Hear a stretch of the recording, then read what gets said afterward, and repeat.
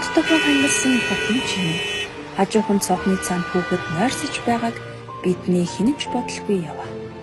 Энгийн нэгэн өглөө гэж юу? Үгүй дээ. Амар хотын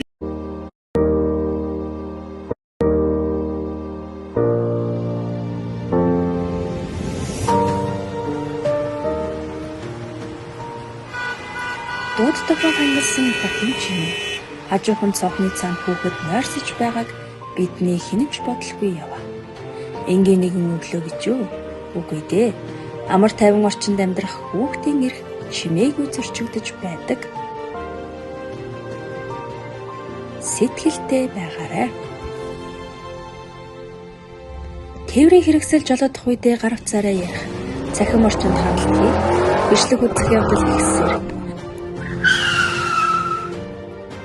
Та хүүхдийн аюулгүй орчинд амьдрах эрхийг чимээгүй зөрчиж явдгаа яг одоо зогсоо. Томчуудыг ажиглахад гарцгүй газраар хүүхдээ хөтлөөд үгээд гарна. Ингээд гүйчих гээд хараад зогсно. Том хүн дагаад гарчгаарай гэж зан. Цонх нээж хүүхдийн толгой цээж гаргаж тавина. Хамгаалтын суудал бараг хэрэглэхгүй. Энэ нь бүхэлдээ хүүхдийн амьд явах эрхийг зөрчсөн маш том алдаа. Ойлгохгүй тулд ухаар. Замын хөдөлгөөн зугаа биш.